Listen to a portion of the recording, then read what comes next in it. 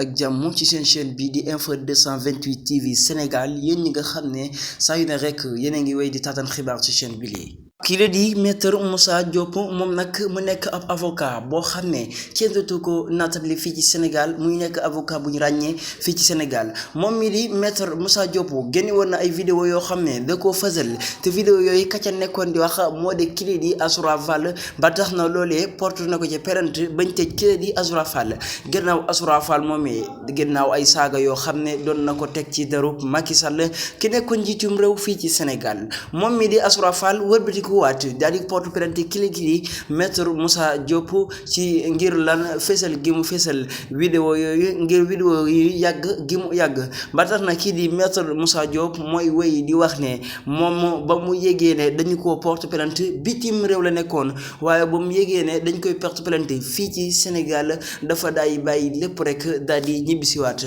ndax nekkul nit koo xam ne dafa ragal justice moom nag dafa ñeme justice maanaam bokkut ak nit ñi nga xam ne boo leen porté plainte day dem Casamance na ba du fi ngir ñu aar leen waaye moom maître Moussa Diouf nekkul nit kooku ba tax na it tax na xam le it moom maître Moussa Diouf mii nee na it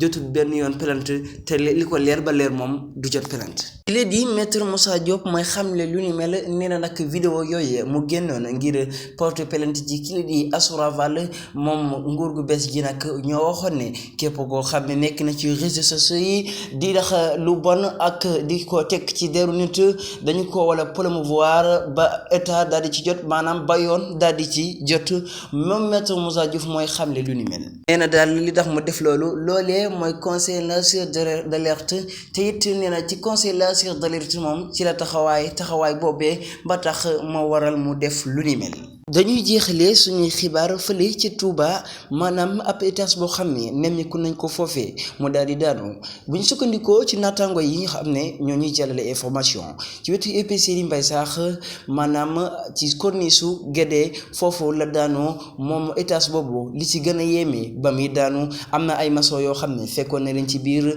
ñi raax ñi amal seenu liggéey na mu waree étage bi daal di mabbu nag moo nag mu nekk mbir mu doy waar xew fii la ci Touba ñi nemmi ko Sénégal daal bu yàggutoo dara am na étage boo xam ne daanu woon na fi te mu nekk